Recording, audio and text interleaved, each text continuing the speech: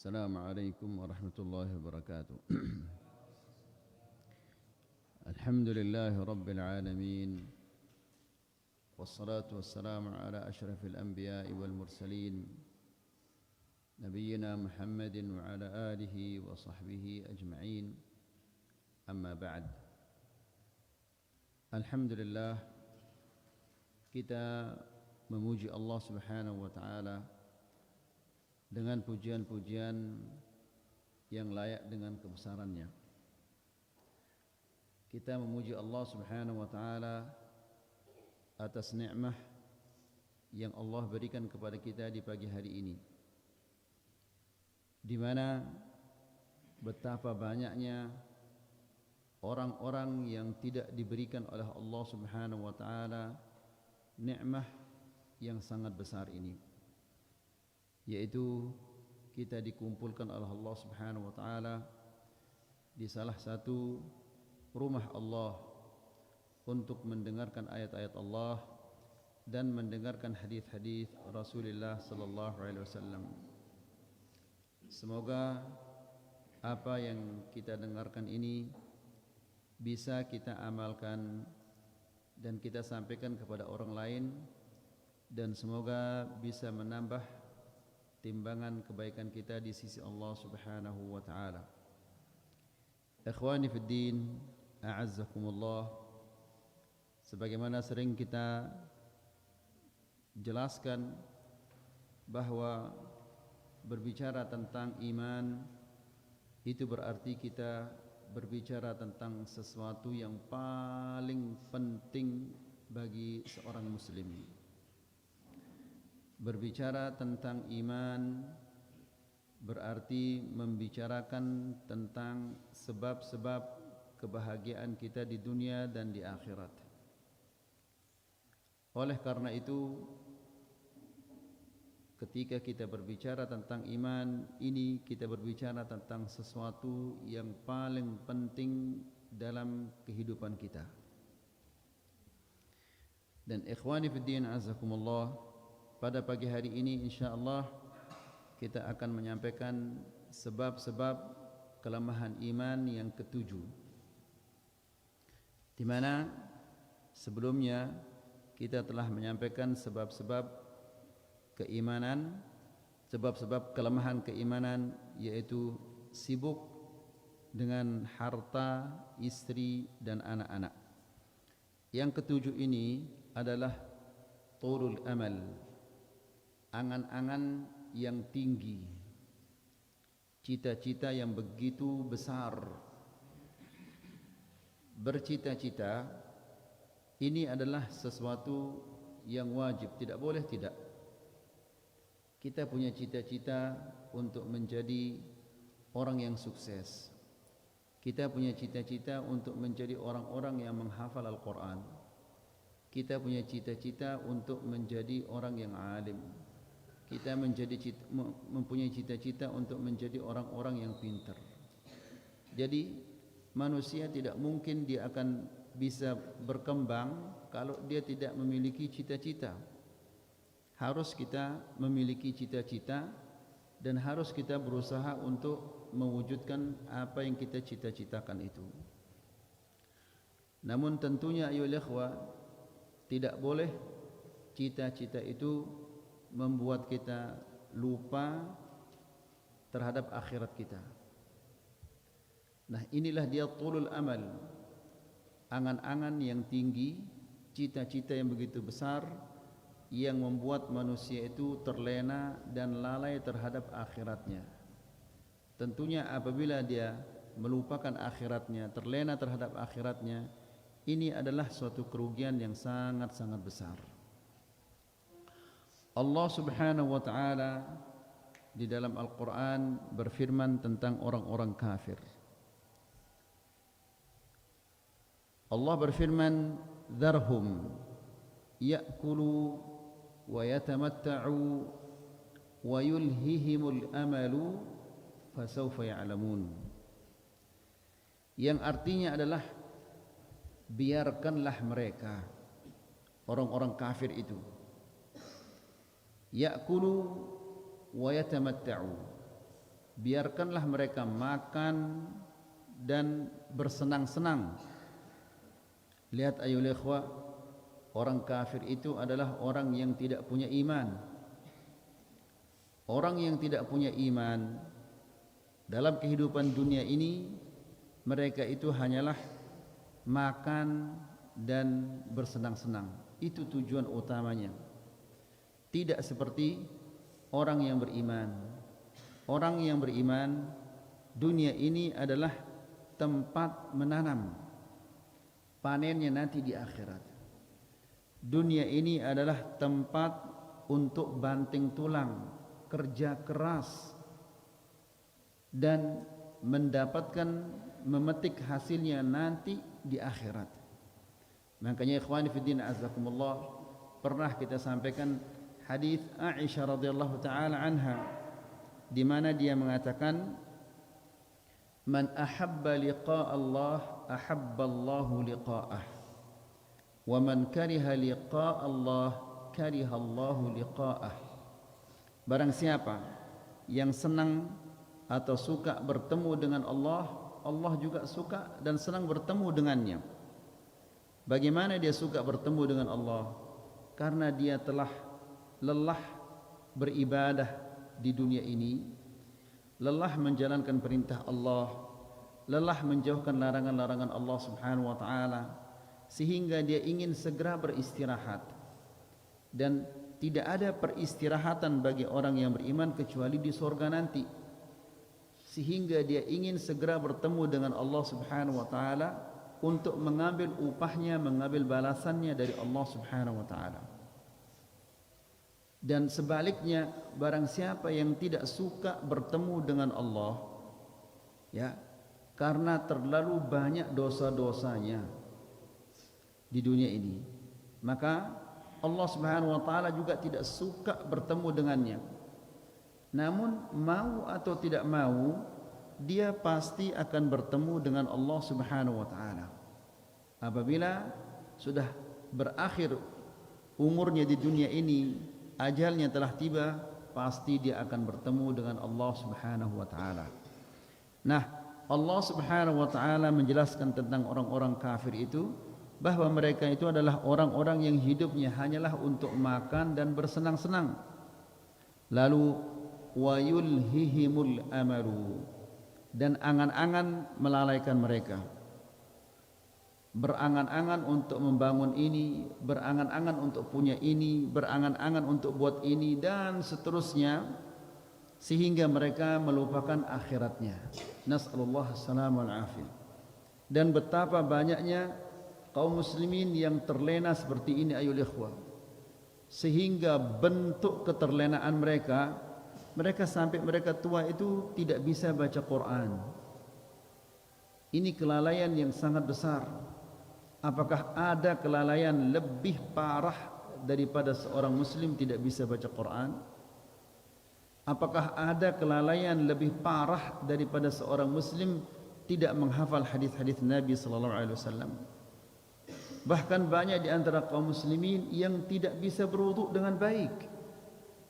Ya, kalau wudu saja dia tidak tahu, lalu bagaimana dengan akidahnya? Bagaimana dengan ibadahnya? Dan yang lain-lainnya. Itu semua tidak lain adalah karena keterlenaannya di dunia ini. Nas'alullah as-salamah wal-afiyah. Dia mengira bahwa dia akan hidup selama-lamanya di dunia ini. Ya, dia mengira bahwa hartanya itu, jabatannya itu bisa membuatnya senang, padahal justru itu yang akan membuatnya sengsara dan menderita di akhirat kelak. Wala haula wala quwwata illa billah. Nah, Allah Subhanahu wa taala menjelaskan tentang orang-orang kafir ini, wa yulhihimul amalu, dan mereka dibuat terlena oleh angan-angan. Kemudian perhatikan akhir ayat ini, Allah memberikan ancaman yang sangat besar. Allah mengatakan fasawfa ya'lamun, mereka itu akan mengetahui akibat keterlenaan mereka. Ya, akibat kesibukannya untuk mewujudkan, untuk mengejar cita-citanya sampai melupakan akhiratnya, Allah Subhanahu wa taala mengatakan fasawfa ya'lamun, mereka itu akan mengetahui kelak akibatnya. La ilaha illallah. Kemudian wa qala Ali radhiyallahu anhu, dan Ali bin Abi Thalib radhiyallahu taala anhu mengatakan, inna akhwafa ma akhafu alaikum ittiba'ul hawa wa tulil amal, fa amma ittiba'ul hawa fayasuddu 'anil haqq wa amma tulul amal fayunsil akhirah. Ali bin Abi Thalib radhiyallahu taala anhu mengatakan, sesungguhnya yang paling aku khawatirkan terhadap kalian ada dua. Yang paling aku khawatirkan terhadap kalian. Apa itu? Yang pertama adalah ittiba'ul hawa, mengikuti hawa nafsu, kesenangan-kesenangan hati. Ya, apa saja yang diinginkan oleh hatinya diikuti saja, meskipun itu bertentangan dengan perintah-perintah Allah Subhanahu wa taala. Tidak ada remnya. Apa saja yang diinginkan oleh hatinya selalu diikuti, meskipun itu akan merusak akhiratnya, tetap saja dia ikuti. Nas'alullah salamul afiyah.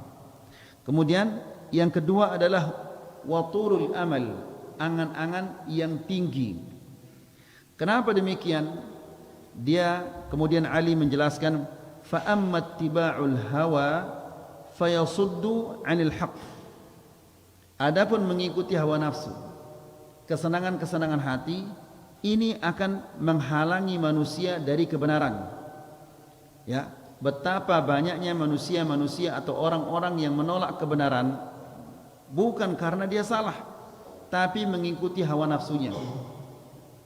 Banyak orang-orang yang melanggar perintah-perintah Allah semata-mata karena mengikuti kesenangan-kesenangan hatinya. Ya, na'udzubillah. Jangan sampai kita seperti ini ayul ikhwah. Jangan dikira mengalahkan hawa nafsu itu adalah mudah. Mengalahkan hawa nafsu, mengalahkan kesenangan hati ini sangat-sangat berat. Al-Imam Sufyan Ats-Tsauri mengatakan, ma'alajtu syai'an ashadda alayya min niyyati. Tidak ada sesuatu yang lebih berat aku perbaiki daripada niatku. Ya, karena niat itu di dalam hati tempatnya. Dia senantiasa berubah-berubah, dirubah oleh kesenangan-kesenangan hati kita.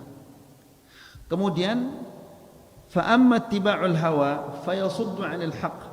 Adapun mengikuti hawa nafsu, kesenangan hati, maka ini akan menghalangi manusia dari kebenaran. Wa amma tulul amal, adapun angan-angan yang tinggi, cita-cita yang tinggi, maka ini akan membuat manusia itu lupa akhirat. Bagaimana seandainya dua penyakit ini terkumpul kepada seseorang? Ya, dia seorang yang mengikuti hawa nafsunya dan melupakan akhiratnya, maka lengkaplah penyakitnya ayol ikhwah. Ikhwani fiddin azakumullah, ini semua disampaikan oleh Allah Subhanahu wa taala kepada kita dan disampaikan oleh Rasulullah sallallahu alaihi wasallam kepada kita dan disampaikan juga oleh para sahabat. Tujuannya tidak lain adalah agar kita bercermin dengan semua ini, agar kita tidak terjatuh ke dalam lumpur hawa nafsu, lumpur ittiba'ul hawa, lumpur angan-angan yang tinggi. Ya, semua itu adalah kotoran-kotoran. Nah, supaya jangan kita terjatuh ke dalam kotoran-kotoran ini, maka kita diingatkan oleh Allah, diingatkan oleh Rasulullah sallallahu alaihi wasallam, diingatkan oleh para sahabat-sahabat. Ikhwani fiddin azakumullah, coba lihat Ali bin Abi Thalib, dia mengatakan demikian mungkin 1000 tahun yang lalu. Belum ada hal-hal yang menggoda seperti yang ada di zaman sekarang ini. Namun itu yang dia khawatirkan. Lalu bagaimana seandainya Ali bin Abi Thalib hidup di tengah-tengah kita? Ya, kemudian dia melihat segala sesuatu yang menggiurkan hawa nafsu manusia. Melihat wanita-wanita yang tidak berjilbab, melihat kesenangan-kesenangan yang begitu dibuka oleh Allah Subhanahu wa taala. Apa yang dia akan katakan? Kemudian wajaa fil athar Dan terdapat di dalam sebuah athar, arba'atun minasyaqa, ada 4 perkara yang merupakan kesengsaraan manusia di dunia dan di akhirat. Yang 4 ini mendatangkan kesengsaraan manusia, ya, di dunia, meskipun dia pejabat yang tinggi, meskipun dia memiliki harta yang banyak. Kalau ada yang 4 ini pada dirinya, maka ketahuilah bahwa dia adalah orang yang paling sengsara. Karena sesungguhnya ayyuhal ikhwah, orang yang bahagia itu adalah orang yang dekat dengan Allah Subhanahu wa taala. Kalau dia sudah jauh dari Allah Subhanahu wa taala, maka kesengsaraan itu akan mendatanginya. Wala haula wala quwwata illa billah. Apa katanya? Arba'atun minasyaqa, 4 perkara yang mendatangkan kesengsaraan. Yang pertama adalah jumudul ain, ya, kerasnya mata. Maksudnya matanya tidak pernah menangis, matanya dia keras, ini tidak menangis. Di sini bukan menangis karena dia sakit mata, tapi menangis karena membaca ayat-ayat Allah atau membaca hadis-hadis Rasulullah sallallahu alaihi wasallam. Lihat ayyuhal ikhwah, suatu hari Rasulullah sallallahu alaihi wasallam mengatakan kepada istrinya Aisyah, "Ya Aisyah, dharini ata'abbadu li Rabbi." Wahai Aisyah, biarkanlah aku malam ini beribadah kepada Allah Subhanahu wa taala. Lihat ayyuhal ikhwah, meskipun dia adalah seorang nabi, seorang rasul, nabi yang terbaik, rasul yang terbaik, bahkan dia adalah lebih tua dari Aisyah radhiyallahu taala anha. 40 sekian tahun perbedaan antara umurnya dia dengan Aisyah radhiyallahu taala anha. Namun dia minta izin kepada Aisyah. Dia mengatakan, "Ya Aisyah, biarkanlah aku beribadah malam ini."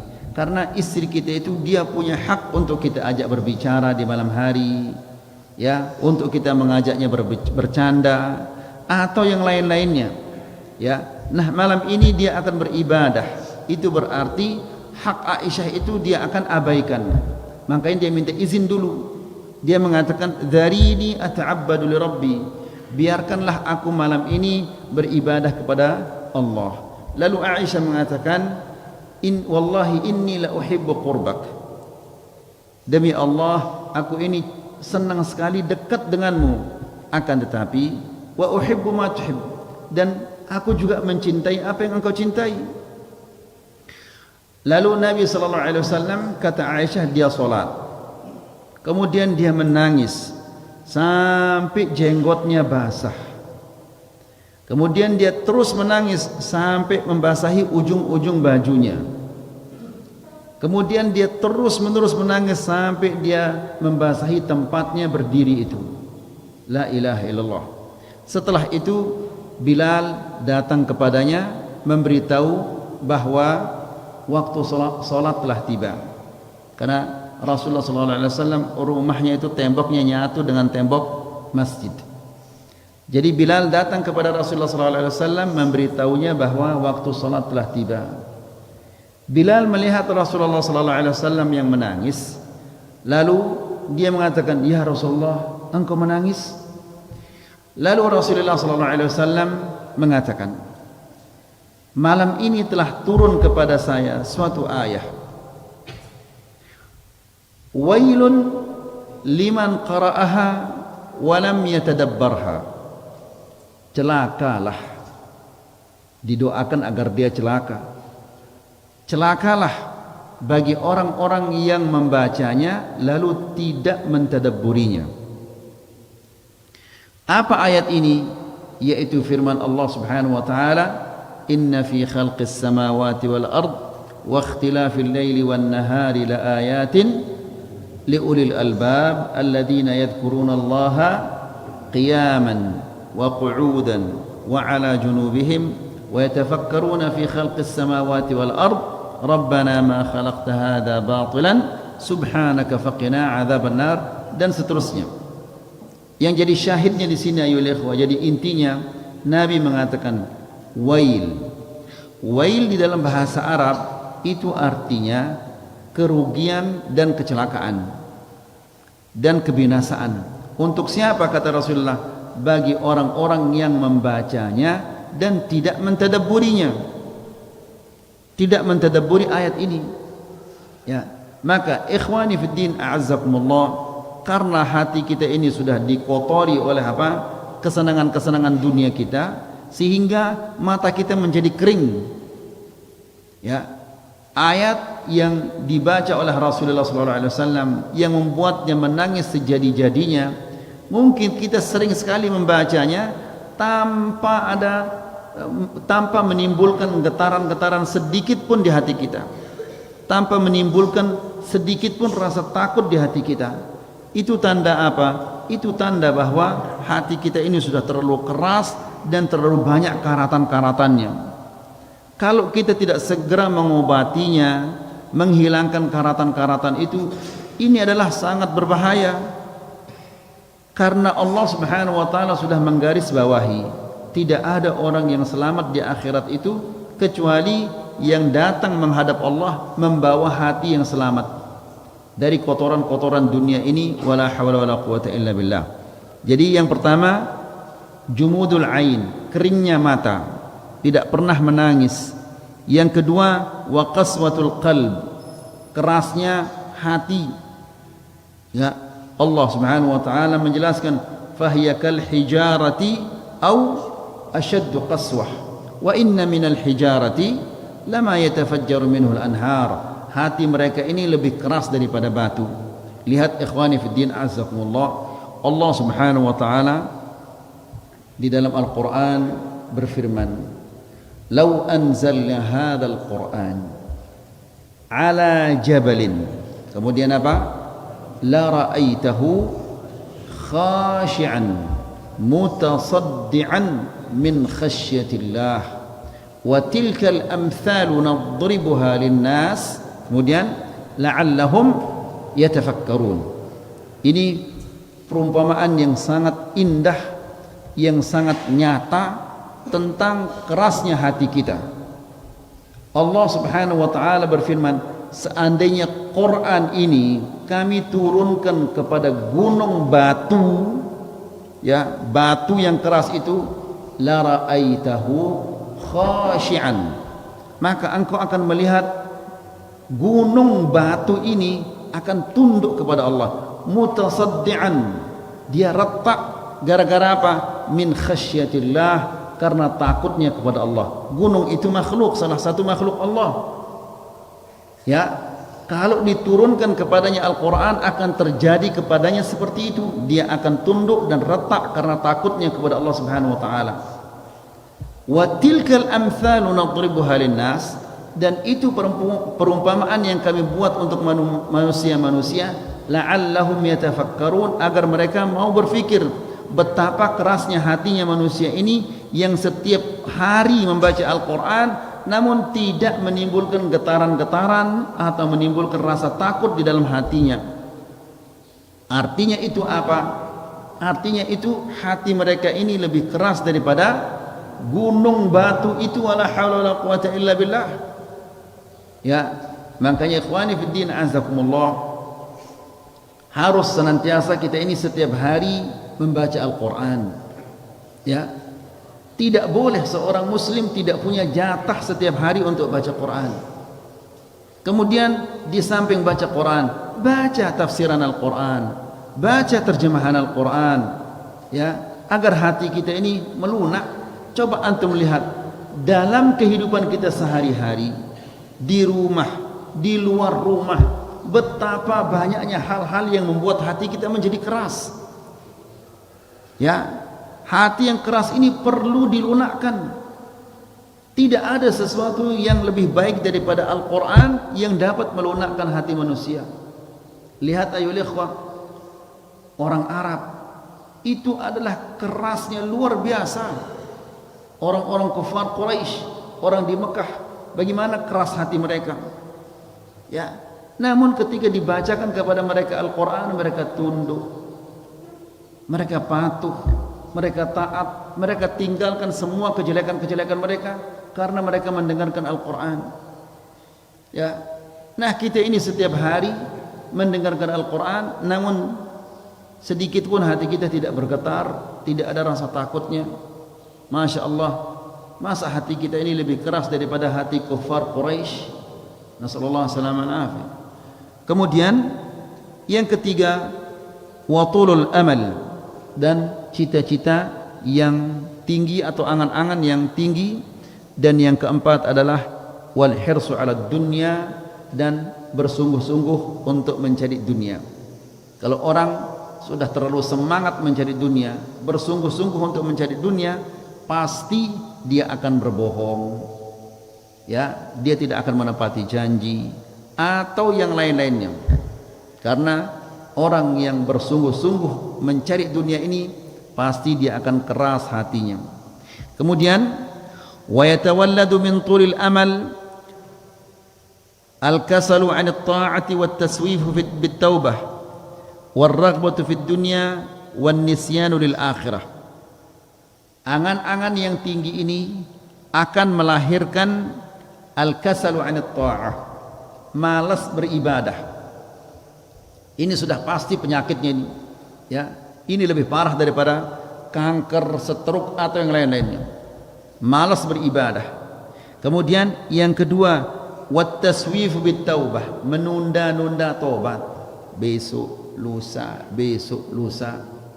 Jadi kalau orang yang senantiasa menunda-nunda tobatnya, ini ketahuilah bahwa orang ini adalah dikuasai oleh angan-angan yang tinggi. Kemudian warraghbatu fid dunya, cinta kepada dunia. Kemudian wan nisyanu lil akhirah, dan melupakan akhirat. Ya sudah pasti dunia dan akhirat ini ibarat besi berani, ada satu plus, ada satu apa, minus. Tidak bisa dia ketemu plus dan minus ini.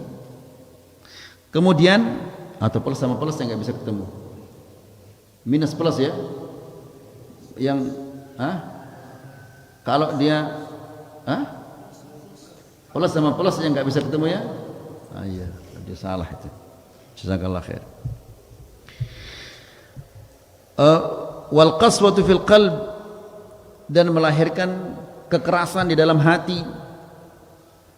Lianna riqqatahu wa safa'ahu innama yaqa'u bitadhkiril maut, karena hati ini akan menjadi lunak, lembut apabila diingatkan dia dengan kematian, diingatkan dia dengan kubur. Sementara orang yang punya angan-angan tinggi, dia tidak mau ingat kematian itu, tidak mau ingat kubur, tidak mau dia. Bahkan kalau kita ingatkan, aduh jangan, sudah, jangan bicarakan itu dulu. Demikian mereka. Nasallallahu alaihi wasallam. Dan ikhwani fiddin azakumullah, bentuk kerasnya hati kita coba lihat ketika ada kematian. Ya, kita duduk di atas kubur masih ketawa ketiwi, coba. A'udzubillah, ini bukannya kesana untuk mengingat kematian, tapi justru semakin hatinya semakin keras. Ada yang satu di atas kubur, dia membicarakan tentang usahanya. Ya, sebentar aja tunggu, yang hanya mungkin 1 jam. Jangan dulu bicarakan usahanya, ingat akhirat dulu 1 jam aja, enggak tahan. Yang satu lagi bicarakan tentang bola. A'udzubillah. Ya, sekeras ini hati kita ya. Lalu sedikit-sedikit kita ini orang sunnah, sunnah apa sunnah kalau seperti ini? Ya, Nabi SAW bersama sahabat-sahabatnya apabila mereka mengantar jenazah, sahabat yang meriwayatkan hadis itu mengatakan, ka'anna ala ru'usina at-tayr, seolah-olah di kepala kami ada burung. Maksudnya mereka nunduk saja memikirkan, ya, nanti kalau saya diantar bagaimana kuburan saya? Apakah dia akan menjadi taman-taman surga atau lubang-lubang api neraka? La haula wala quwata illa billah. Kemudian wal qabr wal thawab wal iqab wa ahwal al qiyamah. Jadi ini yang mengingatkan, yang bisa melunakkan hati manusia, mengingat kematian, memandang kuburan, kemudian pahala Allah, siksa-siksa Allah, kemudian kedahsyatan, kengerian pada hari kiamat. Ini yang akan melunakkan hati manusia. Allah Subhanahu wa taala berfirman di dalam Al-Qur'an tentang ahlul kitab.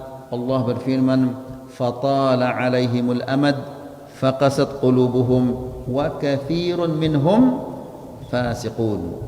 Yang artinya adalah maka waktu berjalan lama bagi mereka. Lama mereka jauh dari kitab yang Allah turunkan kepada mereka. Akibatnya apa? Akibatnya faqasat qulubuhum, hati mereka menjadi keras. Orang Yahudi ya, hati mereka itu keras karena mereka jauh dari Al-Qur'an. Begitu juga kita ini, kalau kita jauh dari Al-Qur'an, pasti hati kita akan menjadi keras, hati kita akan menjadi gersang. Bahkan banyak di antara kaum muslimin sehariannya tidak ada baca Quran. La haula wala quwata illa billah. Faqasat qulubuhum wa katsirun minhum fasiqun, dan kebanyakan mereka menjadi orang-orang yang fasik. Itu gara-gara mereka jauh dari Al-Quran. Waqil min man qasura amaluhu qalla hammuhu wa tanawwara qalbuhu li'annahu idza istahdara al-maut ijtahada fi at-ta'ah. Dan orang-orang dahulu mengatakan, barang siapa yang memperpendek angan-angannya, mengurangi cita-citanya, tidak terlalu tinggi cita-citanya, maka qalla hammuhu, akan sedikit kesusahannya. Karena orang yang angan-angannya tinggi pasti dia akan susah terus. Ya. Barangnya belum datang susah dia. Kalau dia sudah datang barang-barangnya susah, kapan dia bisa apa? Laku. Kalau sudah laku susah lagi dia, kapan dia dibayar?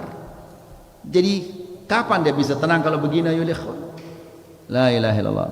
Kemudian wa tanawwara qalbuhu, hatinya akan bersinar. Li'annahu idza istahdara al-maut, karena seseorang apabila dia terus-menerus atau senantiasa mengingat kematian, maka ijtahada fi ta'ah, dia akan rajin melaksanakan ketaatan-ketaatan kepada Allah Subhanahu wa taala.